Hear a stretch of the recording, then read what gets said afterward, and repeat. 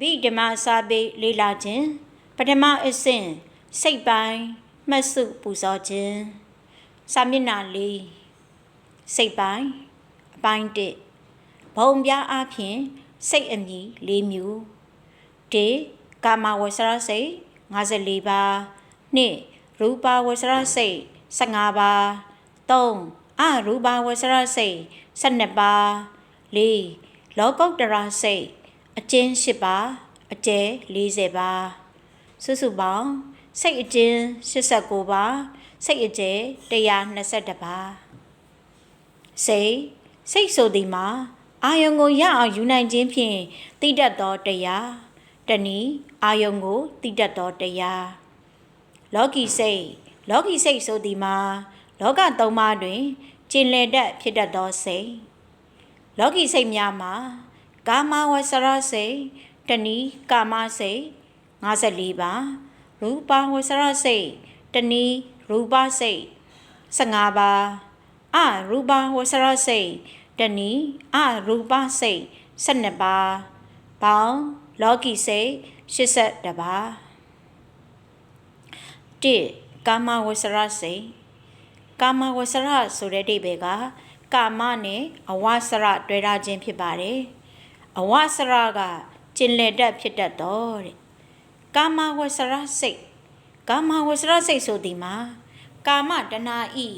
အာယုံဖြစ်သောကြောင့်ကာမဘုံ၌တက်ဝင်၍ဖြစ်သောစိတ်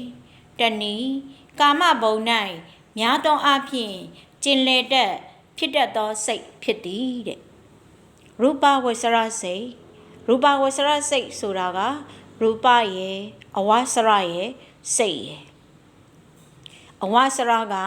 ကျင်လည်တတ်ဖြစ်တတ်သောရူပဝဆရစိတ်ဆိုသည်မှာရူပတဏှာဤအာယုံဖြစ်သောကြောင့်ရူပဘုံ၌တက်ဝင်၍ဖြစ်သောစိတ်တနည်းရူပဘုံ၌များသောအားဖြင့်ကျင်လည်တတ်ဖြစ်တတ်သောစိတ်ဖြစ်သည်အရူပဝဆရစိတ်နံပါတ်3အရူပဝဆရစိတ်တဲ့ဒီမှာလဲအဝဆရကကျင်လည်တတ်ဖြစ်တတ်သောအရူပရဲ့အဝဆရရဲ့စိတ်ရဲ့တွဲထားခြင်းဖြစ်ပါတယ်အရူပဝဆရစိတ်ဆိုသည်မှာအရူပတဏှာဤအာယုံဖြစ်သောကြောင့်အရူပဘုံ၌တက်ဝင်၍ဖြစ်သောစိတ်တနည်းအရူပဘုံ၌များသောအားဖြင့်ကျင်လည်တတ်ဖြစ်တတ်သောစိတ်ဖြစ်သည်၄လောကုတ္တရာစိတ်ဆိုသည်မှာလောကုတ္တရာဆိုတာကလောကရဲ့ဥတ္တရရဲ့တွဲထားတာ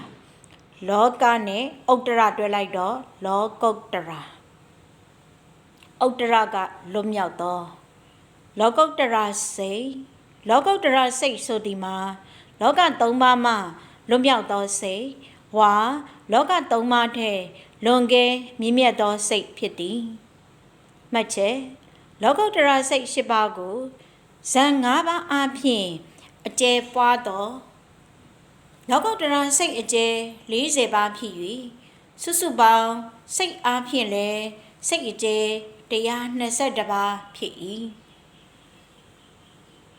စာမျက်နှာ၄ပူဇော်ခြင်းပြီးပါပြီ